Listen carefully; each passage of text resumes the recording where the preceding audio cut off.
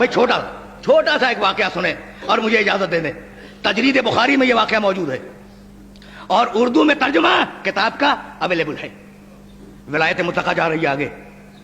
جہاں ولایت جائے وہاں فضائل جائیں گے, جہاں فضائل جائیں گے وہاں نورانیت رسول جائے گی, ہے نا. اب عرض کروں, دو شخص ہیں, ایک خاتون ایک ان کے شوہر, اور دونوں جلیل القدر ہیں, اور بڑے ناز سے یہ بات ہو رہی ہے کہ میں افضل یا تم افضل.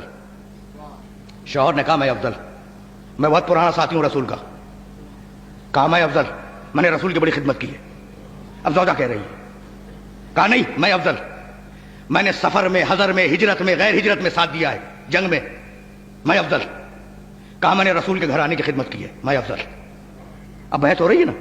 اب انہوں نے اپنے فضائل گنائے, انہوں نے اپنے فضائل گنائے, اور فضائل ہیں کہ ختم ہونے میں نہیں آ رہے ہیں. اب بڑے لوگ ہیں نا, شخصیتیں بڑی ہیں, شوہر بھی بڑی شخصیت اور بیوی بھی بڑی شخصیت. کہا کہ جب بہت بحث طویل ہو گئی تو کہا کہ چلو رسول اللہ سے فیصلہ کروا لیں کہ یا رسول اللہ ہم دونوں میں سے کون افضل. بھائی عجیب و غریب مسئلہ ہے, تاریخ میں جا کے دیکھیے گا. میں نے رسول کے ساتھ جنگوں میں شرکت کی. میں نے بہت پہلے جب لوگ کافر تھے تو رسول پہ اسلام کو قبول کیا اور رسول کی رسالت کو مانا. میں نے ہجرت میں, غیر ہجرت میں, سفر میں, حضر میں ساتھ دیا. اور ادھر زوجہ فرما رہی ہیں میں نے رسول کی خدمت کی, رسول کے گھرانے کی خدمت کی, میں نے دن رات ایک کر دیا رسول کی خدمت میں, میں افضل. تو کہا کہ بھائی اب یہ فیصلہ تو ممکن نہیں ہے, اب چلو رسول سے فیصلہ کروا لیں. آئے دونوں اور کہا کہ یا رسول اللہ ہم دونوں میاں بیوی میں یہ بحث ہے کہ ہمیں افضل کون ہے. کہا تمہاری بیوی افضل ہے. بھائی بس میری تقریر تمام ہو گئی, تمہاری بیوی تم سے افضل ہے. کہا یا رسول اللہ دلیل. یہ ہے ایمان بالرسالت کے, رسول سے دلیل مانگی جا رہی ہے.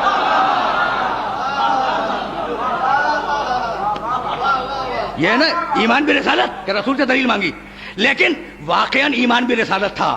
دلیل اس لیے مانگی تاکہ آئندہ آنے والی نسلوں تک وہ دلیل پہنچ جائے. کہا کہ بھائی تمہاری بیوی تم سے اس لیے افضل ہے کہ اس نے حسن کی ولادت میں دائی کا فریضہ انجام دیا تھا. بھائی کچھ بات واضح ہوئی.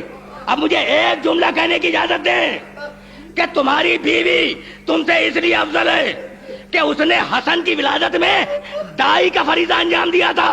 تو اب مجھے جملہ کہنے کی اجازت دے دیں کہ جو حسن کی دائی کا مقابلہ نہ کر سکے وہ حسن کے باپ کا کیا مقابلہ کرے گا.